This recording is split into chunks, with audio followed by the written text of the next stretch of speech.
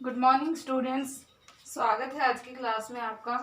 हमने जैसे नेपोलियन के बारे में पढ़ा कि नेपोलियन के पतन के बाद पूरे यूरोप में अस्त व्यस्तता का माहौल शुरू हो गया था और उस अस्त व्यस्तता ने ऐसी स्थिति पैदा कर दी थी जिससे कि नेपोलियन के द्वारा जो यूरोप में स्थापित व्यवस्था थी वो पुनः वैसी ही परिस्थितियां यूरोप में ना पैदा हो जाएं, उसके लिए जो है विभिन्न देशों ने मिल करके वियना जगह पे सभाएं की और उस सभा को ही वियना कांग्रेस का नाम दिया गया। तो यहाँ पे आज का जो हमारा टॉपिक है वो है वियना कांग्रेस। यहाँ पे नेपोलियन के पतन के बाद यूरोप की स्थितियों, यूरोप की समस्याओं, यूरोप के जो आपसी अराजकता का जो समय था विभिन्न देशों के बीच या यूरोप के जो पुनर्गठन की जो बात थी उस मुद्दे पर चर्चा करने के लिए वियना में जो विभिन्न देशों के जो प्रबुद्ध व्यक्तियों ने मिल करके सभा की थी, संगठन किया था, सम्मेलन किया था, उसको ही वियना कांग्रेस का नाम दिया गया था। तो आज का हमारा जो टॉपिक है वो है वियना कांग्रेस। यहाँ पे नेपोलियन का जो समय था जैसे कि 1799 से लेकर के 1815 का, और उससे पहले जो 1789 से 1799 का जो समय था, ये समय था फ्रांसीसी क्रांति का। पहले 10 सालों में फ्रांसीसी क्रांति ने पूरे विश्व को प्रभावित किया और यूरोप को प्रभावित किया, और उसके बाद जो है नेपोलियन का उदय हुआ एक तानाशाह के रूप में। उसने विश्व विजेता बनने की कोशिश की, उसके चलते जो है उसने हर तरीका अपनाया, चाहे विभिन्न देशों से मैत्रीपूर्ण संबंध स्थापित करना था, चाहे उसके द्वारा विभिन्न युद्धों के द्वारा, अभियानों के द्वारा देशों पे आधिपत्य स्थापित करना था। किसी भी प्रकार से जो है उसने कोशिश करके पूरे यूरोप को अपने नियंत्रण में ले लिया। एक इंग्लैंड ही अछूता उससे रह गया था, जिसकी गतिविधियों के चलते अंत में नेपोलियन का पतन हुआ। तो यहाँ पे 25 साल का जो ये टाइम पीरियड था 1789 से लेकर के 1815 तक, क्योंकि 1815 में नेपोलियन का जो है पतन हो गया था, और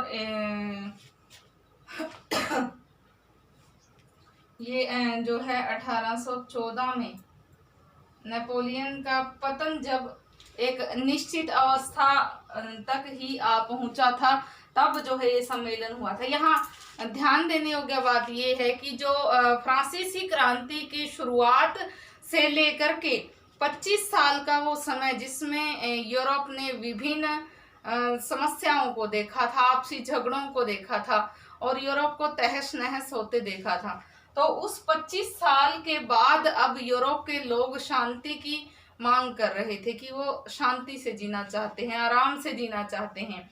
तो जो एक युद्धों का जो खतरे का जो माहौल बना रहता था उससे वो अब छुटकारा चाहते थे। उसके लिए जो है विभिन्न देशों के प्रबुद्ध लोगों ने मिल करके वियना नामक जगह पे इकट्ठे होकर के मंत्रणा की, चर्चा की कि किस तरह से यूरोप का पुनर्गठन किया जाए, जिससे यूरोप में अराजकता का माहौल समाप्त हो जाए और यहाँ पे अराजकता के माहौल के खत्म होने के साथ ही शांति की शुरुआत हो और लोग चैन की सांस ले सकें।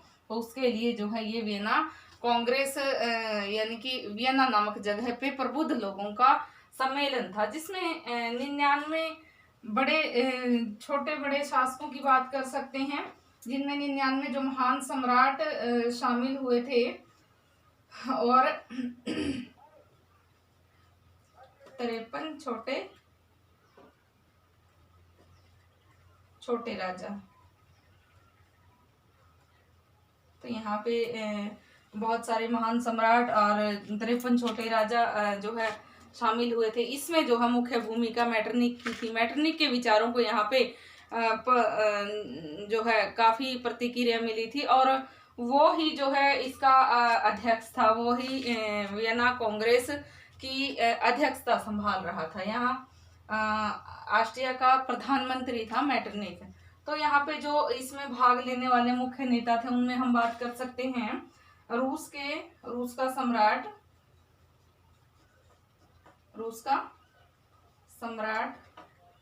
अलेक्जेंडर अलेक्जेंडर रूस का सम्राट, फ्रांस का सम्राट, रूस का सम्राट, उसका प्रधानमंत्री, ऑस्ट्रिया का सम्राट, उसका प्रधानमंत्री मैटरनिक, यहाँ पे इंग्लैंड का प्रधानमंत्री और फ्रांस का जो विदेश मंत्री था, उन प्रबुद्ध लोगों ने ही यहाँ पे पूरी कांग्रेस को संभाला था और मंत्रणा की थी, और उन्होंने ही, उनके ही प्रयत्नों से ये सम्मेलन संभव हो पाया था। यहाँ पे ध्यान देने योग्य बात ये है कि जो 99 सम्राटों की हमने बात की है कि ये 99 जो महान सम्राट इस सम्मेलन में शामिल हुए थे, और जो 53 छोटे या क्षेत्रीय राजा थे, छोटे छोटे क्षेत्रों के जो मालिक थे, तो वो तो शामिल हो गए थे। तो इतने सारे प्रबुद्ध लोगों की जो ये सभा थी, जो सम्मेलन था, उसमें इतने सारे लोगों के विचारों को ही शामिल किया जाएगा, इस बात पे मुद्दा था कि सारे ही लोग अपने अपने विचार रखेंगे और उन सबकी मंत्रणा से आगे जो है इसके उद्देश्य जो थे वो उनकी पूर्ति की जाएगी। लेकिन क्या ऐसा हुआ? ये जो सम्मेलन था केवल 4 लोगों तक ही सीमित होकर के रह गया। रूस का सम्राट और इसका जो मेटरनिक, इनका प्रधानमंत्री था, इंग्लैंड, प्रशा और जो है फ्रांस का विदेश मंत्री। तो ये 4 लोग मुख्य थे। इनकी चारों की ही भूमिका के फलस्वरूप वियना में 1814 में ये सम्मेलन हुआ था, जो वियना कांग्रेस के नाम से, वियना सम्मेलन के नाम से फेमस है। इसमें यूरोप के पुनर्गठन की उन्होंने चर्चा की और कुछ एक उद्देश्य निर्धारित किए। यूरोप के पुनर्गठन के बाद जो व्यवस्था स्थापित वो करना चाहते थे, उसके लिए जो है कुछ एक मोटिव्स उन्होंने निर्धारित किए थे, जिसके तहत यूरोप में वो शांति ला सकें और यहाँ पे लोगों को वो शांति प्रदान कर सकें। तो यह सम्मेलन जो है जून 1814 से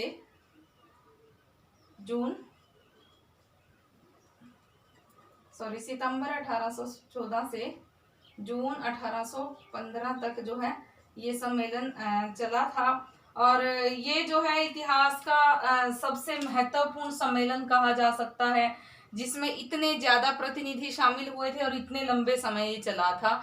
तो ये यूरोप के इतिहास का अब तक का सबसे लंबा चलने वाला सम्मेलन कहलाया, और इतिहास में इसकी एक अपनी अलग ही भूमिका है, जिसके बाद यूरोप में शांति स्थापित हो सकी और अराजकता का जो माहौल था वो समाप्त किया जा सका। और यहाँ पे दोबारा से जो है कुछ एक उद्देश्य निर्धारित किए गए, जिसमें कि यूरोप का जो पुनर्गठन है, उसकी जो स्थितियां हैं उनको स्थायी बनाए रखा जा सके। तो यहाँ पे जो है अब हम बात करते हैं विभिन्न विचारों की, जैसे कि विभिन्न, पहले तो महत्वपूर्ण व्यक्तियों की चर्चा हम कर लेते हैं कि कौन कौन से महत्वपूर्ण व्यक्ति इसमें शामिल हुए थे। उसमें हम सबसे पहले बात करते सकते हैं कि इंग्लैंड की ओर से कौन शामिल हुआ था। इंग्लैंड की ओर से कैसलरे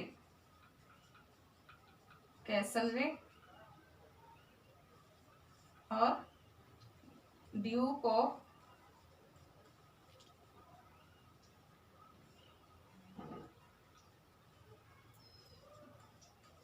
वेलिंगटन। रूस की ओर से, रूस का जो जार था, रूस के जो शासक हैं उनको जार कहा जाता था। रूस का जो जार था वो अलेक्जेंडर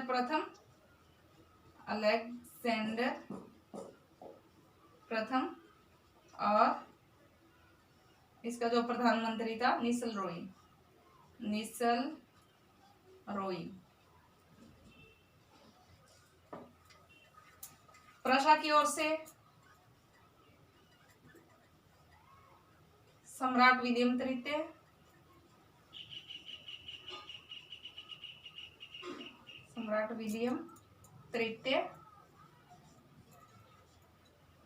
और इसका मंत्री था हार्डेनबर्ग। इसके बाद बात कर लेते हैं फ्रांस का। जैसे कि हमने बात की, फ्रांस का विदेश मंत्री ही शामिल हुआ था। विदेश मंत्री था तलीराम।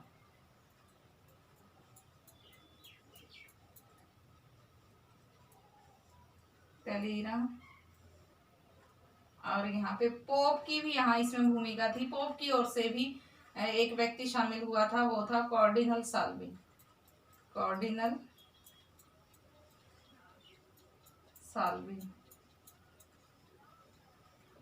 तो इस प्रकार से ये जो मुख्य रूप से मुख्य व्यक्तियों ने जिन्होंने इसमें भूमिका निभाई थी, उसमें जो है हम बात कर सकते हैं कि इंग्लैंड की ओर से कैसलरिक और ड्यूक ऑफ वेलिंगटन। रूस का जो जार था, जो रूस का जो शासक था अलेक्जेंडर प्रथम, और उसका जो प्रधानमंत्री था निसलरॉय। फिर जो है प्रसा की बात करें, सम्राट विलियम तृतीय और हार्डेनबर्ग इसका जो प्रधानमंत्री था। और फ्रांस की ओर से विदेश मंत्री तलीरा और पोप का जो कार्डिनल साल्वी था। इसके अतिरिक्त जो मुख्य व्यक्ति था, ऑस्ट्रिया का जो चांसलर था, प्रधानमंत्री था मैटरनिक, जिसने इसकी अध्यक्षता की थी, उसकी हम बात कर सकते हैं क्योंकि वो इसमें अध्यक्ष था, मुख्य व्यक्ति था, उसने जो है अध्यक्षता की थी। इनके अतिरिक्त हॉलैंड, स्पेन, इनके जो छोटे छोटे राजा थे, उनकी भी जो है मुख्य भूमिका इसमें काउंट की जा सकती है, गिनी जा सकती है। तो ये व्यक्ति जो है इसमें शामिल हुए थे और इन्होंने जो है मंत्रणा की, जिनके चलते ही यूरोप के लिए जो स्थिति दोबारा से लागू की गई, वो केवल इन व्यक्तियों की ही मिली भगत थी। इनके द्वारा ही लागू किए गए रूल रेगुलेशन थे। इन्होंने अपनी जो है भलाई के मद्देनजर रखते, अपने हितों की पूर्ति के मद्देनजर रखते जो भी प्रस्ताव पास किए, वही जो है वियना कांग्रेस में पास हुए। उसके आधार पे ही यूरोप का पुनर्गठन किया गया। वियना कांग्रेस के सिद्धांतों की हम चर्चा कर लेते हैं कि क्या किस सिद्धांतों पर ये जो आगे के इनके रूल रेगुलेशन जो है निर्धारित किए गए थे। इसके शुरुआती जो सिद्धांत थे वो क्या थे? Principles of Vienna Congress. तो यहाँ पे सबसे पहला जो सिद्धांत था वो था शक्ति संतुलन का सिद्धांत।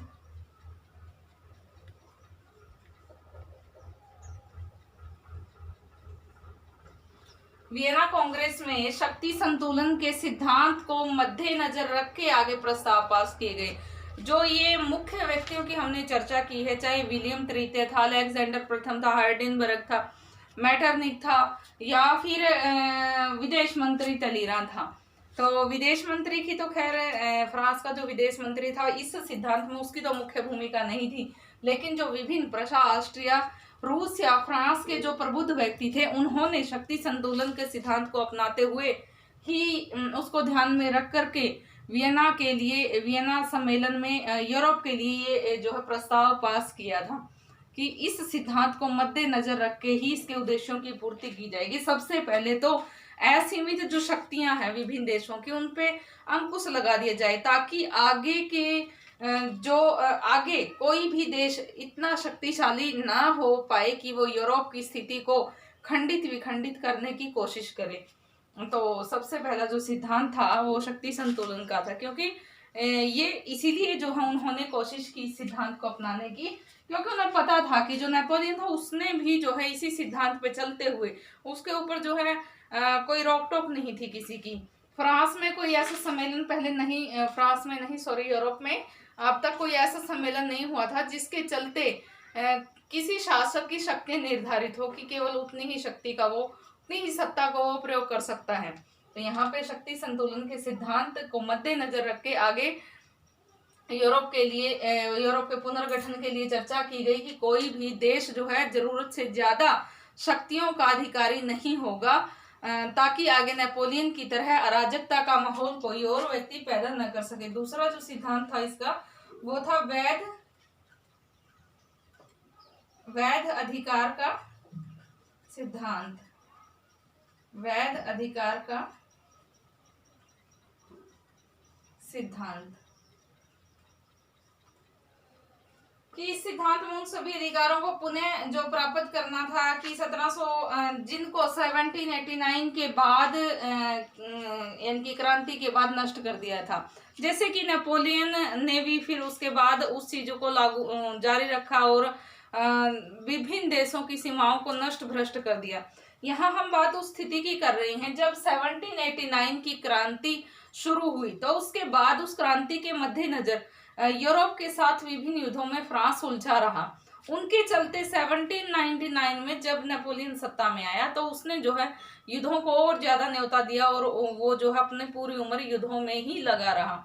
तो इस तरह से यहाँ पे वैध अधिकार का सिद्धांत ये बताता है कि कोई भी देश है उसकी सीमा निर्धारित कर दी जाए, और इसके तहत जो है जो फ्रांस के जो देश हैं उसके आसपास जो पड़ोसी देश हैं उनको शक्तिशाली बना दिया जाए, ताकि फ्रांस जो है दोबारा से अपनी जरूरत से ज्यादा शक्तियों को एकत्र ना कर सके और उनका यूज ना कर सके, उनका दुरुपयोग ना कर सके। क्योंकि जैसा नेपोलियन ने कहा, उनको अभी डर था कि नेपोलियन जैसा कोई व्यक्ति फ्रांस की सत्ता में दोबारा ना उठ खड़ा हो, और इस लिए जो है ये जरूरी था कि वैध अधिकार का सिद्धांत की अधिकार जो है लोगों के पास सीमित हो, तभी जो है ये लागू की जा सकती है, व्यवस्था जो है तभी पूर्ण रूप से प्राप्त हो सकती है। इस सिद्धांत का अनुकरण करते हुए जो है फ्रांस, हॉलैंड, पुर्तगाल, नेपल्स आदि जो देश थे उनको उनमें राजवंश स्थापित कर दिए। यानी कि ये जो सिद्धांत था वो ये दिखा रहा था कि जो पुनः राजवंश की स्थापना है वो कर दी जाए, और यहाँ पे जो गणतंत्र है वो लोगों को अराजकता के सिवा कुछ नहीं दे सकता। तो इसीलिए जो है इसका समर्थन फ्रांस के जो विदेश मंत्री था तलीराम, उसने किया कि कोई भी देश है उसके पास अधिकार सीमित मात्रा में हो, तभी जो है वो सीमित अधिकारों का वैधता के साथ यूज करेगा और राजवंशों की पुनः स्थापना हो जाए, और पुराने जो राजवंश थे उनको ही पुनः सारे ही देशों में स्थापित कर दिया जाए। तो ये जो दूसरा सिद्धांत था, इसका जो मुख्य कर्ता धर्ता था वो फ्रांस का ही विदेश मंत्री तलीराम था। तीसरा जो सिद्धांत था क्षतिपूर्ति का सिद्धांत।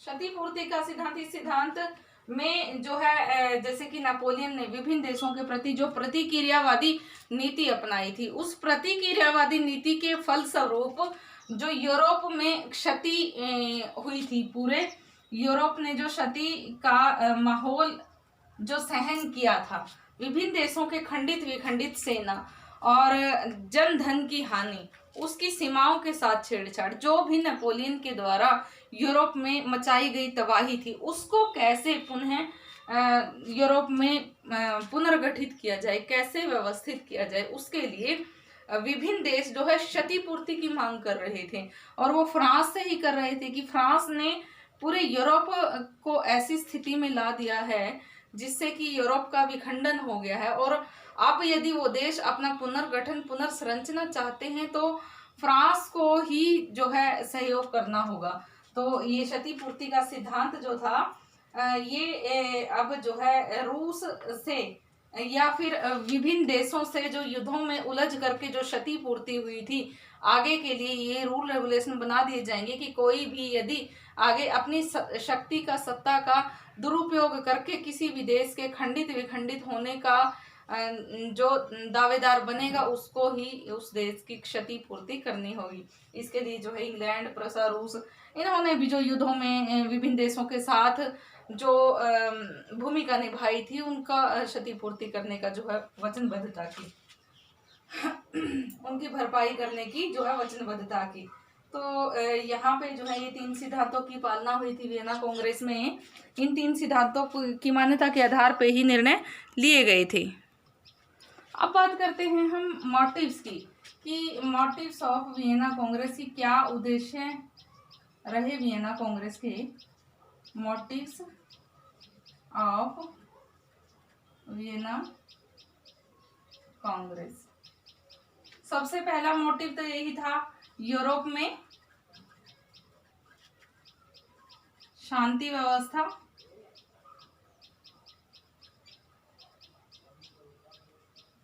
स्थापित करना। नेपोलियन के द्वारा अराजकता का जो माहौल तैयार किया गया था, उस माहौल से यूरोप को बाहर निकालना ही वियना कांग्रेस का सबसे महत्वपूर्ण उद्देश्य था। यूरोप में शांति व्यवस्था स्थापित करना ही वियना कांग्रेस का सबसे मुख्य उद्देश्य था, और ये शांति स्थायी रूप से कायम रहे ऐसा जो है उन्होंने निर्धारित किया था। दूसरा था फ्रांस की सीमाओं का निर्धारण, सीमाओं का निर्धारण। तो यहाँ पे फ्रांस की जो सीमाएं थी, नेपोलियन ने उनको खंडित विखंडित कर दिया था। विभिन्न देशों को फ्रांस का हिस्सा बनाने की उसने कोशिश की थी और फ्रांस को फैलाने की, फ्रांस के राज्य में वृद्धि करने की, देश में वृद्धि करने की कोशिश की थी। तो उसकी सीमाओं का निर्धारण करना कि उसकी सीमाएं यहीं तक हैं, वो जो है विभिन्न देशों में अपनी सीमाएं फैला नहीं सकता, उसको बढ़ा नहीं सकता। तो फ्रांस के लिए जो है मुख्य उनको निर्णय लेना था, उसकी सीमाओं का निर्धारण उसको करना था। ये जो है वियना कांग्रेस का मुख्य उद्देश्य था। तो नए राज्यों की स्थापना करना, नए राज्यों की स्थापना करना, जैसे कि नेपोलियन ने विभिन्न देशों को, विभिन्न राज्यों को, जो छोटे छोटे क्षेत्रीय राज्य थे, अपने साम्राज्य का हिस्सा बनाने के लिए कोशिश की और अपने अधीन उन्होंने किया भी।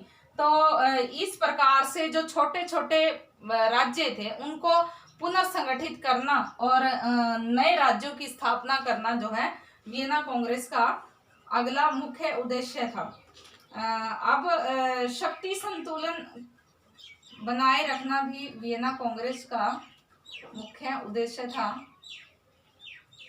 शक्ति संतुलन बनाए रखना, क्योंकि अब यूरोप के विभिन्न देशों को, विभिन्न जो मुख्य प्रबुद्ध व्यक्ति थे, उनको ये ज्ञान हो गया था कि शक्ति संतुलन के बिना कोई भी व्यक्ति नेपोलियन की तरह सत्ता में आ सकता है और वो जो है एक तानाशाह की तरह पूरे यूरोप को ही नष्ट भ्रष्ट कर सकता है, विखंडित कर सकता है।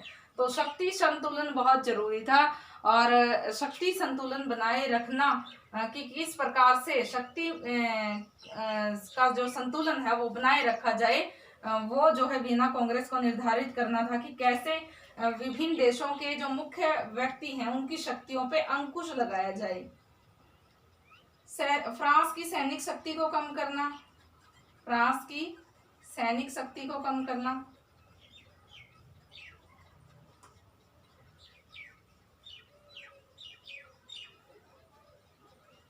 तो यहाँ पे जैसे कि हमें पता ही है कि फ्रांस की सैन्य शक्ति काफी प्रबल थी, जिसके कारण से नेपोलियन प्रति वर्ष जो है बहुत सारे युद्ध करता और वो जीतता भी था। तो इस प्रकार से पूरे यूरोप को ही जीतने की उसकी जो मुहिम थी वो सेना के बल पे ही थी, सेना के बल पे ही उसने विभिन्न युद्धों को जीता था। तो यहाँ पे यदि फ्रांस की सैनिक शक्ति पे यूरोप के ये प्रबुद्ध व्यक्ति वियना में जो इकट्ठे हुए थे, वो यदि इस पे नियंत्रण लगा देते हैं, इस पे यदि वो अंकुश लगा देते हैं, तो आगे के जो युद्ध हैं, फ्रांस से जो उनको खतरा है उसको वो टाल सकते हैं। तो उनके लिए जो मुख्य उद्देश्य था वो था फ्रांस की सैनिक शक्ति को कम करना। अगला जो मुख्य उद्देश्य था वो था नेपोलियन का साथ देने वाले देशों को दंड देना, नेपोलियन का साथ देने वालों को दंड देना।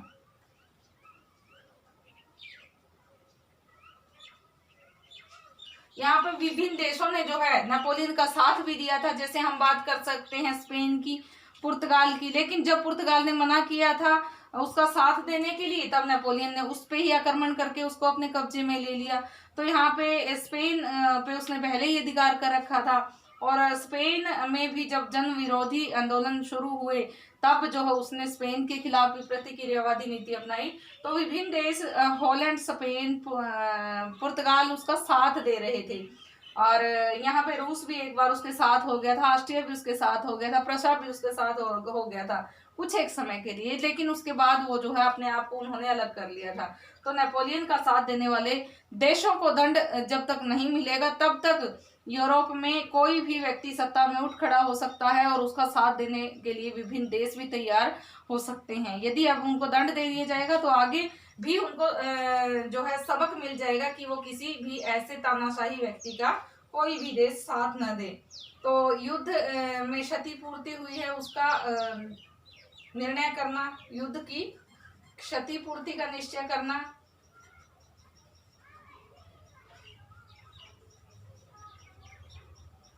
जैसे कि हमने बात की है कि नेपोलियन के द्वारा यूरोप का विखंडित होना, उससे भारी क्षति विभिन्न देशों को हुई थी। उनका जो है पुनर्निर्माण में जो खर्चा आएगा वो कौन देगा, उसका निर्धारण करना जो है वियना कांग्रेस का मुख्य उद्देश्य था।